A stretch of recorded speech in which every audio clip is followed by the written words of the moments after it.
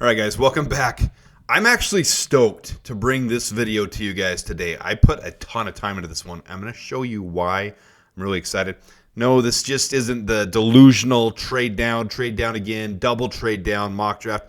I got a purpose behind every one of these mock drafts that I do. And yes, this one is going to be a little bit far-fetched. It's not going to happen. I'm going to tell you that now. But there's a purpose behind what I show you. So right now, what I'm working on, those who have been a part of the channel since it began a year and a couple months ago, know that I did some extensive stuff with some Excel spreadsheets, with graphs on the current roster, how we break it down, what goes into the 90-man roster. I'm working on that right now. And with where we stand with the salary cap, everybody in Bears world, in Bears media, will tell you that we've got so much cap space. We can just run this thing. We can find every free agent there is out there, and we can win this offseason. The reality is cap space doesn't go exactly what people think it'll go like, and we only have so many players under contract. So let me give you an example. This is a sneak peek of one of the things that I'll be bringing to you guys. I did this last year too. This is my salary cap video, and, well, my breakdown of it. Let me take this back up to the top real quick. Hold on. I'll pause it for you. So up here, I'll just explain a few things. This is the count of the players that are going to be on the active 51 roster. These orange ones, they're not going to count against because only the top 51 count against the salary cap, okay? So this is Caleb Williams, 2025, Tyson Bagents, DeAndre Swift. Green is where we need someone. So these are all the needs we're going to need to pick up in the offseason. And I'm going to update this as we go along. There's a reason I'm not bringing it out yet. I'm going to try to get something going in the next couple weeks. But this is what I like to bring to you guys on this channel. So if you haven't subscribed, consider doing so. There's a lot of useful information as far as the nerdy analytical stuff that I end up bringing to you guys. Yes, there's a lot of speculation with all the channels out there. There's going to be breaking news. I'm not your insider. I'm not going to be bringing you the breaking news the second it happens. I do my best because I'm so obsessed with the Bears. I'm going to bring you stuff as soon as I see it. But what I'm good at is evaluating the current roster, where we stand, the salary cap, and the draft. So this is kind of my prime season of what I like to do. So what you'll see as we go through here is just the different positions. DeAndre Swift, below him, we need another running back. We need 2 more receivers this cup. And maybe we'll re-sign some players. That's not the whole point here. We need another tight end. This is the offensive line. Look at how many offensive linemen we're in dire need of. Defensive line, same thing. Linebackers. And the secondary, we're actually pretty solid on this year, but we have some contracts, tons of contracts right there coming to an end. Undrafted free agency. And then here's a sneak peek of where our salary cap really sits if we're being realistic with the entire scenario. Another thing that I do, and this is enhanced from last year. This is going to be an upgrade, and I've been putting a ton of work into this one. This is going to be a complete roster overview. I'm going to have this video to you guys in the next week. But this shows an exact breakdown of the entire team, what the 90-man roster looked like last year. For example, this is the offensive line. These are where we have contracts right now. There's only 4 guys that we have contracts with. And arguably, only 2 of them are quality contracts. Ryan Bates could be cut. Kiran Amagaji. If you're on that camp of thinking he's not going to pull his weight, a lot of people think maybe he should go to the practice squad to develop. I'm kind of in the middle of all that, but I know he's on a rookie contract, so he's sitting right there as of now. And behind me, there's the contracts, the actual contracts we have, and then when those contracts are through, right down below here. And then more enhanced this year is I'm going to go through the entire roster for you guys on a video. These are our current free agents that we had on the team last year. The green bear down logo, this is the same logo here, but it's painted green, is unrestricted free agents. They can sign with anybody. The blue is the earnings restricted, or the, I don't remember what, I call it earnings restricted free agent. It's exempt to that team. I'll look it up what the exact ERFA means. But that means we can sign this player because he hasn't been in the league long enough. We can sign him to a league minimum contract. And I assume we'll do that with Bill Murray. RFA means we can match anybody's offer that comes along. So Doug Kramer, we can match an offer if somebody else makes him an offer and we want to keep him. And these are the players we've signed to a futures reserve, basically meaning they're going to go on this list right here for 2025. So I've done this with, in years past, not quite as clean or organized. I think this is going to be a much funner and better video that I do for you guys. Here we go into the backfield, quarterbacks and running backs, and you can see I have the same information. So I'll go over an entire video with that. But part of what I want to bring to you today is this trade down, because the trade down will give us more cheap contracts in a year where we need a lot of players to fill holes where we haven't focused on. As you saw in that last part, the Bears offensive line, we need at least 6 guys this year. Now, maybe we can hit that through free agency. Maybe we can get Trey Smith. Maybe we can get Drew Dahlman. But those two alone are going to cost you around $36 million in salary cap. And when you need 18 more guys on the roster, okay, well, $14 million is going to go into the rookie draft pool. And if you're spending another $36 million, you basically ate up most of the salary cap. The other 10 guys are all going to be league minimum contracts. You're not going to be finding home run hits and guys that are going to impact this team. So do we sacrifice not getting Trey Smith? Do we sacrifice not getting Drew Dahlman and going Coleman Shelton? That'll get us another, at least one mid-level player. They're not going to be able to hit every need you need.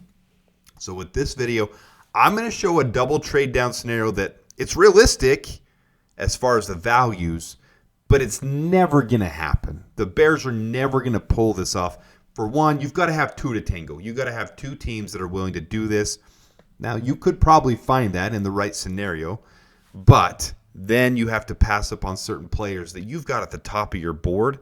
And for me, in this draft, I really see the value of rounds 2, 3, and even into early 4 for the Bears. And for that reason, I would love to trade down twice and acquire more draft capital in round 2 and 3 and pick up that running back we want. It makes no sense to pick up Ashton Jeanty in the first round when I just showed you what I showed you. I showed you that there are so many needs on this team, especially on the offensive and defensive line. 6 offensive linemen, 3 defensive linemen. How can we justify taking a running back when we have neglected the offensive line, the defensive line for year after year after year? How many first and second round picks do we have on those? Finally, we took Darnell Wright. And now we're going to take a running back when this is one of the most loaded and deep running back classes with talent galore. Guys who are workhorse backs, guys who have contact balance, guys who can get the yards after the contact. That makes no sense to me. So I rebuke those people who do that. I go toe-to-toe with them and I explain it to them.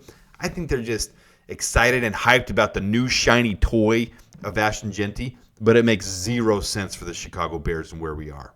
So real quickly, here's kind of a breakdown of where we do need the needs. We need 6 to 7 offensive linemen. We need 4 to 5 wide receivers, tight end, running back, slash.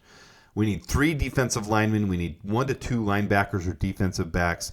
We need 1 special team at long snapper. That'll be a league minimum contract. So that one's easy to handle. But all in all, you take those 18 players because we have 33 under contract and we need 51 for the 51-man roster against the salary cap. You can have a couple scrubs to fill in 52 and 53. It's not going to kill you, but you need, out of those 51, you need to have solid starters and reserve. I'm not saying you have to have all pro for all 51, but we need to have some good depth finally. We have not had good depth, and that's been the biggest reason we've been killed. When we have to have Jake Curehand, Larry Borum, Karan Amagaji come into games in critical times. You know, the number one thing Ben Johnson just explained, this league is dictated by quarterback play. So number one, you get your quarterback in place. We finally done it. We got Caleb Williams. Then you've got to protect that quarterback.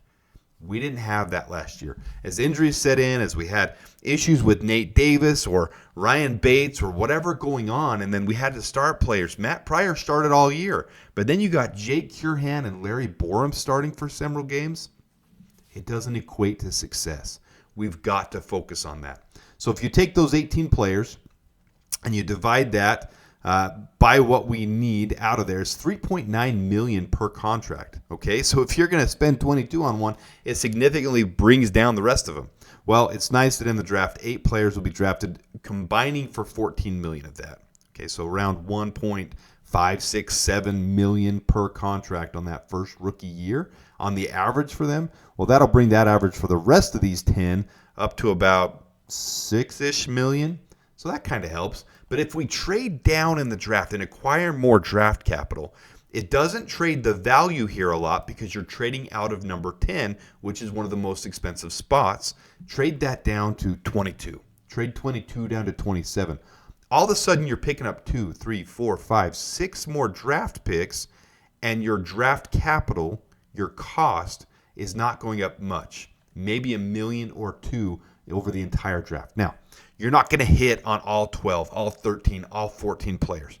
They're not all going to be hits. Some of them will be sifted out through, 90-man camp as we go into fall camp and we go into the preseason. They'll be sifted out. We'll have to add a couple here or there on contracts like we did with Jacob Martin last year and Amen Ogbongbemiga last year. Some of those solid players who you don't have to play a lot, but a couple of those 6th, 7th rounders didn't work out. So you've got to have those guys fill in. We have the ability to do that. So this is just to explain the basis of it, the double trade down, for that reason of the Bears acquiring more draft capital to get more youth in here, to have more darts, throwing them at the dartboard to be able to hit some of these players. A lot of those linemen, 6th, 5th, 7th rounders, they do come around eventually. And if we hire the right line coach, we get this situation going, this could be a home run draft for the Bears if we focus on round 2, 3, 4 in this draft and focus where we really need the help. All right, so I'll run through this part quickly. I am going to spend some of this capital on some of these cheaper players like Bill Murray, Coleman Shelton, $5 million. That's not a lot for a good quality starting / backup center. All right, I'll run through this quick. We're not going to do anything with the running backs. We're not going to re-sign Keenan Allen for that reason that I just explained. So we've got needs there. We're not signing anything on the defensive line. But, guys, I can see a realistic scenario where we do retain Daniel Hardy on a league minimum contract, where we re-sign Jacob Martin for $2 million. I can see those things happening and not focusing on the draft. So that kind of worries me a little bit, but I can see those types of things happening. All right, we are going to retain Jack Sanborn. He's very valuable, and we're going to retain Josh Blackwell. We're going to retain Jalen Jones as well, restricted free agent. All those are going to be fairly cheap. Okay, so as we get into our free agency, I am going to hit a couple home runs. I'm going to go big, and then for that reason, because I want to go big game hunting in free agency, I'm going to use most of that money, and then I'm going to trade down and get several picks where I can pick extra picks in the draft. Yeah, we're sacrificing pick 10, going all the way to the end of the first round, but in that scenario, we're picking up 5, 6 extra picks and being able to pick some guys up that are high-quality prospects in this draft. There are some really good players in round 2, 3, 4, even 5 that I would love the Bears to focus on. And if we can hit the home runs, it'd be awesome. It'd be so awesome. All right, so we got Trey Smith. We're going to pick up Trent Brown, who's a very quality backup behind Darnell Wright. And then we're going to pick Elijah Moore up with his speed, 4.35 speed. You can see right here, 4.35 speed on his RAS score. He's not going to be cheap, $7 million contract per year, but it's a good value for Ben Johnson's system and trying to pick some of that speed up to be able to pick defenses apart. Luke Farrell is a value contract for his pass blocking. We've used him before, $2.5 million on average. And then Khalil Mack, we're going to pick up for $9 million on average. You can see variations of where people think with this draft and how strong the defensive end room is in the draft. I do think the defensive end value of lower level defensive ends like this, who are older, who have some tread on the tires, who didn't have as many sacks or pressures last year than they normally did. 49 total pressures last year compared to 88, 59 before. So $9 million contract. We bring Khalil Mack home. I like the prospect of doing that. Don't get stuck on all this, even though I do love these guys and the option of doing it. I'd love picking up those 5 free agents. It would absolutely be a huge win on March 10th through 12th for me in the Bears book. And then last but not least, we're going to pick up Milton Williams to help solidify the defensive interior as well. Be able to rotate in with Andrew Billings. It's going to give us some strength there. All right. So here's where we spend our money. And no, these numbers aren't accurate and perfect compared to the salary cap video I'm going to give you guys. I'll show you that next week. But here's our offensive line. We spent $33.53 million on it. Wide receivers and tight ends, we spent $9.5 million. The defensive line, we spent $17.5 million. And linebackers and defensive backs, I got to make me smaller for this. We just retained some of our own guys, $6.53 million. So our balance is at $2.94. No, I don't think that's realistic of what Ryan Poles would head into the offseason with. But this is just a crazy, fun, whimsical scenario where we are doing the haul. We picked up 4, 5, 6, 7, 8, 9, 10, 11 players here. So on to our 33, that's 44. So we need another 7, 8, 9, 10. And then you need to fill out the 90-man roster. And this is going to help us to find quality by getting more picks in second, third, fourth round. All right, so I did this scenario once, and I already showed it to you guys, and this is actually a pretty fair value across the board. We're trading down from 10 to 22 with the Chargers. We're picking up their second, their fourth, their sixth, and a future fourth rounder. We're not getting a ton of overvalue for this, but they want to trade up and get Ashton Genty. And I'm saying all you guys who think we're going to take Ashton Genty, it's never going to happen. Never, ever. And you're going to understand as we go through the offseason why. But there are so many good running backs in this class that you'll feel great about once we get to the season when we don't have Ashton Genty. All right after that, we're going to trade down again. So we're going to trade down from 22 with the Ravens down to 27. We're going to pick up their third rounder. So this isn't far enough from 22 to 27 to pick up another second rounder, but we will pick up a third rounder and their fourth rounder, and they have a couple of fourth rounders. So this is value for the Bears. And look what it gives us in this draft. A first, 3 seconds, because we already had the Panthers. 2 thirds, because we had our own. Now we get the Ravens. 2 fourths, we had none. Now we get one from the Chargers and the Ravens. Then we have all of our normal picks that we had as well, plus a 6 from the Chargers and a future fourth as well. So 1, 2, 3, 4, 5, 6, 7, 8, 9, 10, 11, 12, 13 picks. I know it's not realistic, guys. I'm telling you it's not a realistic scenario.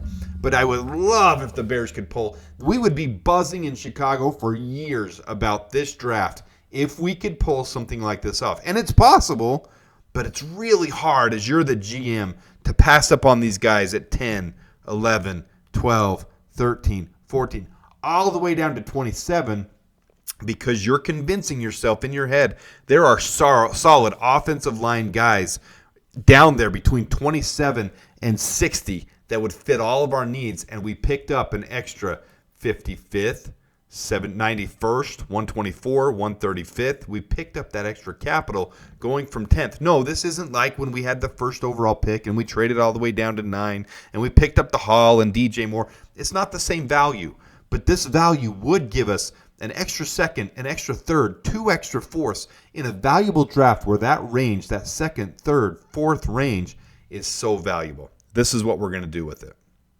With our 27th overall pick, we're going to pick up Wyatt Milum, who to me is a fantastic option because he can both be plugged in at left guard with his size, 6'6", 317 pound, very quick, very proven with his ability to play in college, at college level, but he's very versatile, and he's both played tackle and guard, and he's played on both sides of the field on tackle. He's an extremely sound technician. He's very athletic, and I think he would be a perfect fit to be able to plug in at guard and be able to rotate out to tackle. If you guys think that after this year Braxton Jones doesn't prove himself, well, Wyatt Milum could fill out a little bit more, get more of a base. He's got a solid base now, but he's only 317 pounds. I'm just saying add some more NFL training room weight and be able to move out to tackle if we needed to next year. Absolutely stud. He's a stud at the college level so far. All right, now with number 39 overall, I think a lot of your defensive ends that we love are going to be gone at the end of the first round. Landon Jackson could. If he's not, Princely Umanmielen is going to be there. If he's not, Jack Sawyer is going to be there. I see a lot of people cooling off on Landon Jackson for no reason. He gets consistent pressure every year. He's very solid with his first step. I showed a lot of highlights from him last year, his 2023 season. He uses his hands effectively. He's a good fighter. He gets low for his size. He's 6'7", 280 pounds, and especially if we get Dennis Allen in here, he loves his big defensive ends. It would be nice to be able to have this as an option when he's so just elite with his athleticism at his size as well. So we're taking Landon Jackson at edge. So we've filled one of our offensive linemen. We've filled one of our defensive linemen. With pick 41, I know this is controversial to some people, but you're going to see we have contracts coming to an end. We don't know the status of Jaquan Brisker, and Nick Emmanwori for me is just an absolute. He should be a first rounder, but not many places have him going in the first round because of how much talent is at the top of the first round. For his size, he's an absolute steal with his speed and athleticism. Not many 6'3" safeties can keep up with their guys and keep their NFL pass rating down.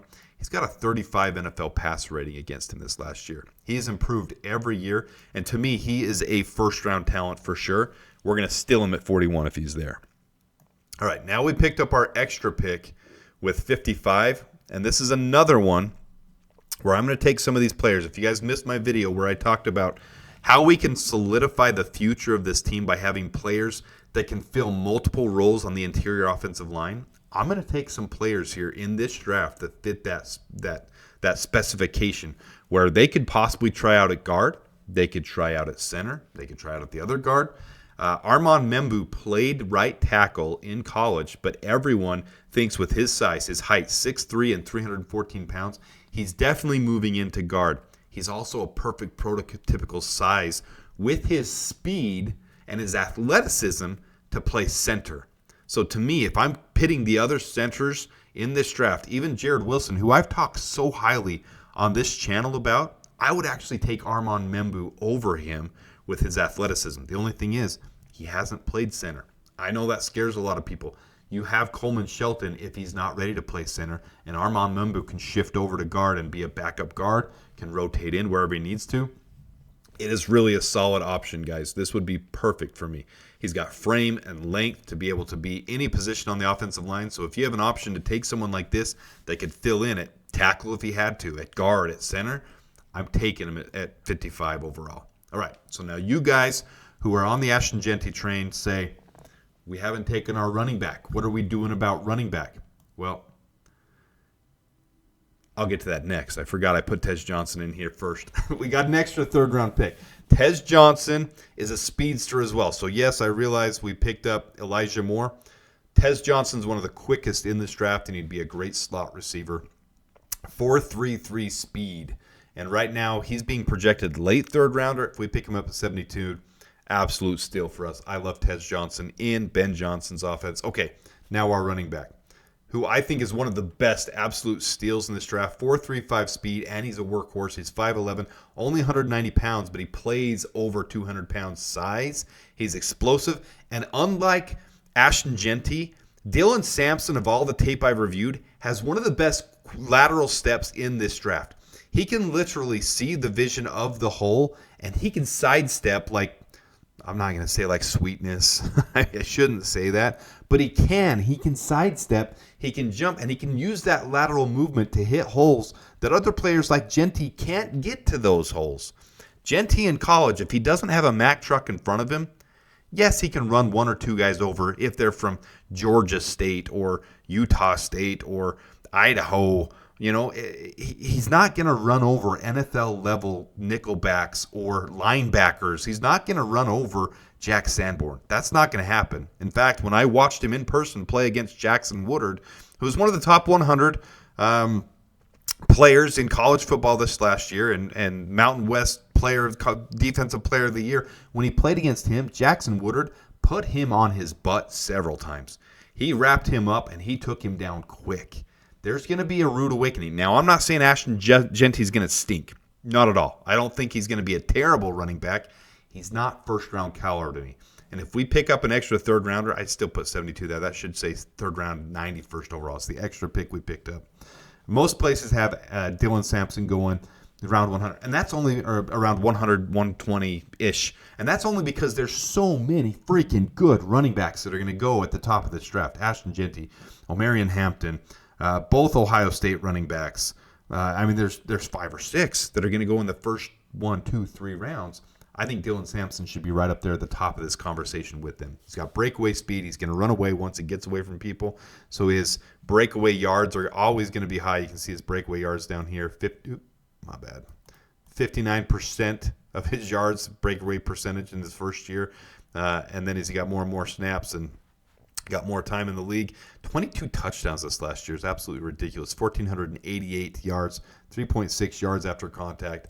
I'm all in on Dylan Samson. If we can get him with an extra pick in the third round, I'm taking him. Now, I know some of you might want a bigger back. I'm actually going to take 2 running backs in this draft. And I know that might mean our running back room is overloaded, but I think it would be wonderful to have that into fall camp, into the 90-man camp, into preseason games, and heck, if it works out and we do really well, we could unload DeAndre Swift, who we know the Lions already unloaded once, so maybe Ben Johnson wants to unload him. We could unload DeAndre Swift for future draft picks. It gives you options when you have extra players. So I like taking Dylan Samson here at the end of the third round.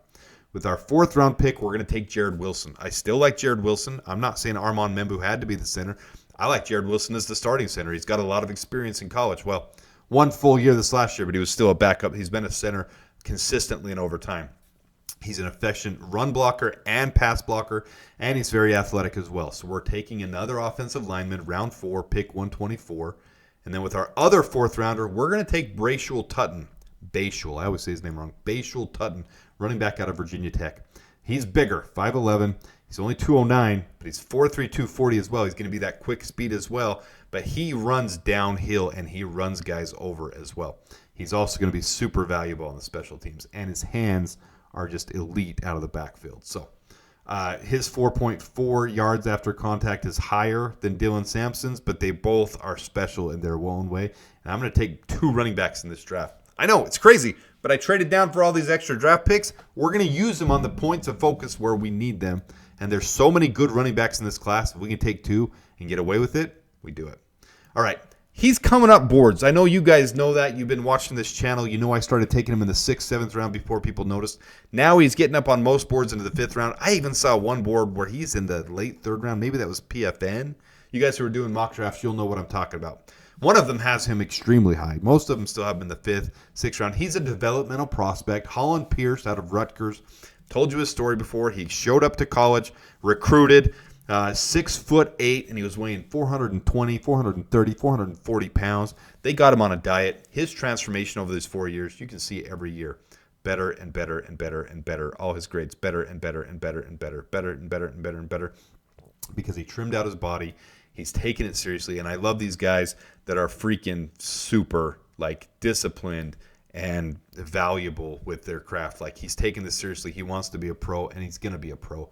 And I hope he can continue to develop at the next level. I hope it's for the Bears. So he can take on double teams. He can take 2 guys on at once with his huge frame and his long pterodactyl arms, and he can handle them and push them out of the way. He would be a force to be reckoned with protecting Caleb for years to come, and I would love to see Holland Pierce as a Bear.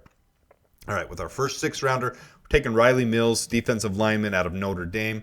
He's been injured at the end of the year, but I really liked watching his game develop. His pressure has increased this year. He's had a lot more pressure, but more than that, his pressures have accumulated into sacks where he's gotten after the quarter. He's refined his technique as you watch him on tape. So he's really fun to watch. His first step has gotten more explosive, and he's gotten quicker in his last year.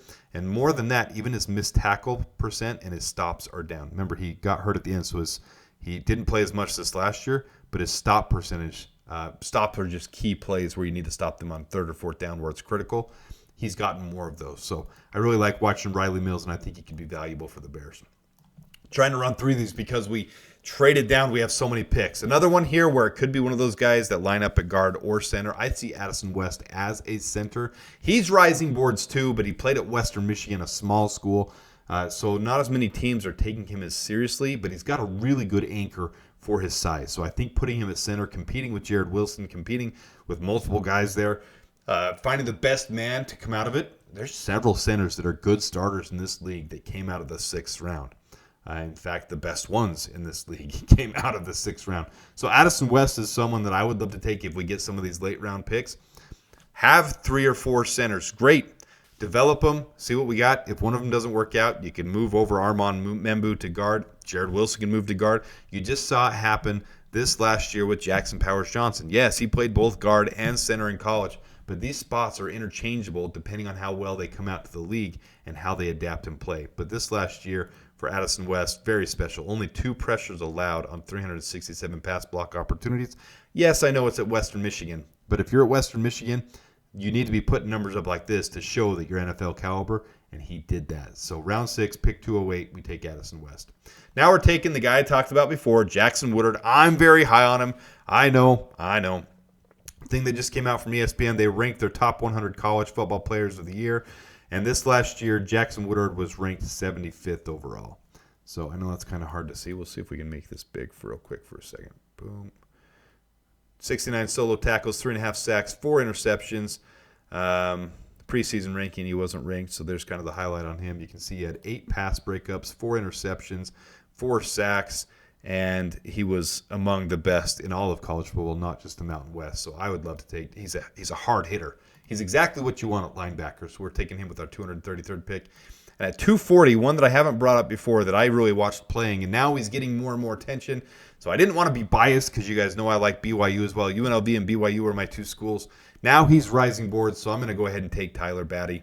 Tyler Batty is a big defensive end as well. There's so many of them in this class. He's not quite as quick, but he has, I think his arms are freaking like 37 or 38 inches long. He's going to be able to get his hands, and his technique has increased dramatically in his senior year.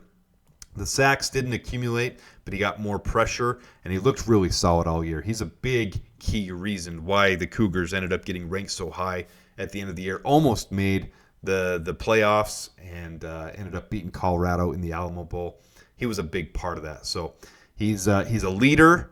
He's got a violent play. Like when he gets off the line of scrimmage, he hits hard. He just needs to refine his technique a little bit, and I think he could develop for sure. And that's what you're taking in these 6th, 7th round. You're taking guys to develop. So, all right, here's what we did with this. Here's the double trade down. Here's the crazy double trade down scenario. With this is everything we've taken. Now, remember, we needed 6 offensive linemen. We took, in free agency, we took Trey Smith.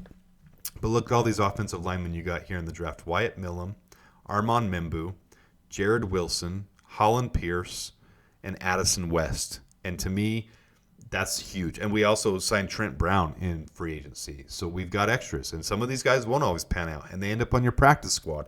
And you want that. You want strength on your team. The defensive line, we needed at least 3. We picked up Khalil Mack, and we picked up Milton Williams in free agency. Then we got Landon Jackson, who is, by every reason, you should believe that he could develop into something. We also picked up Riley Mills and then Tyler Batty late. So you've got some developmental guys as well as some good signings. We also picked up Nick Emmanwori, and then at wide receiver, we picked up Tez Johnson after signing Elijah Moore. We got Dylan Samson and Bhayshul. I put his name wrong there. Sorry. Bhayshul Tuten. We got 2 running backs to compete. And then we got linebacker Jackson Woodard. So here's what it looks like with our depth chart when we're done with all of that. So here's all the guys. Here's the key, just so you guys can see that. The white means we re-signed them. Orange means we drafted them. Blue means free agent. And then over here is their contract length. And this is going to build the Bears for years to come. Look at that whole second unit. We didn't have depth last year. Now we've got extreme depth. Very extreme depth. You don't have to have Karan Amagaji as a backup now. You've got Holland Pierce, and you got Trent Brown over here. You don't have to have question marks of whether these guys can move in or out. You've got a solid, one of the best starters in the league at Trey Smith, solid backup. But then you've got 4 rookies who, out of the 4 of them, you should be able to find 2 solid starters for the offensive line. I would assume Wyatt Milum, with his high praise and how well he played in college, would be the starting left guard.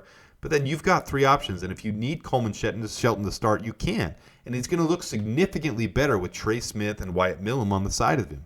And then you got Holland Pierce to develop. And then next year's draft class, we can take a left tackle if these things aren't working out with Karan Amagaji, Holland Pierce, or Braxton Jones didn't have a good contract year. You've got so many options here on the offensive line. I love this approach. I don't think the Bears will do it. I just think they're too afraid to do it. You can't pass up on all those guys from 10 to 27 when you severely need a defensive end. You severely need a defensive tackle. You can take a Walter Nolan. You can take a Princely Emmanuel. You can take a James Pierce. You can take Kenneth Grant. You can take all these guys, but do you have enough guts to pass up on them to build the draft capital to move down? I know it feels similar to the conversation we had last year, but I really think with where the Bears are and how they've neglected the line, they've got to do something like this. It would be so massive. You've still got Ian Wheeler. No, I haven't forgotten about Ian Wheeler. He was an undrafted free agent last year, and I think he has a ton of potential. But bringing these 2 guys in, Bhayshul Tuten and Dylan Samson, those 2 would significantly increase this room. This is where Roschon Johnson should be as a running back 4. He really should. DeAndre Swift, he's got his value. I'm not bashing on him. I think with an increased line and better play calling, he's going to do better as well. All right, our wide receiver room, I like a lot more too. Yes, it sucks to leave Keenan Allen, but we do have a wide receiver 1 and 2 right here with DJ Moore and Rome Odunze. Picking up Elijah Moore is huge. I don't know what's going to happen with Tyler Scott. I really don't. But Tez Johnson as a burner is a huge, huge thing to have.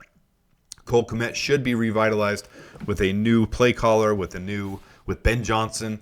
Gerald Everett, we'll see what happens with him. I do see them keeping him because of how expensive tight ends are. This is not a significant tight end class. Maybe we could cut Gerald Everett and bring in someone like Mo Alley Cox, but it's kind of like 1A and 1B at that scenario. But Luke Farrell will help with the blocking game. He's a very elite blocker that comes on a cheap contract. All right, as we get to the defense, here's the defensive line. It is significantly increased. You got number 1, Milton Williams here, who, yeah, he's had down years, and this is a more up year for him. You hope he doesn't revert back. But him rotating with Andrew Billings, which is where Andrew Billings should be as a backup, rotating in, they can provide a good 1-2 punch. Then you got Riley Mills behind Jervon Dexter, and these guys down here probably aren't going to make the roster. I do like Austin Booker continuing to develop, not having to have the pressure on him, maybe getting some reps over here on this side.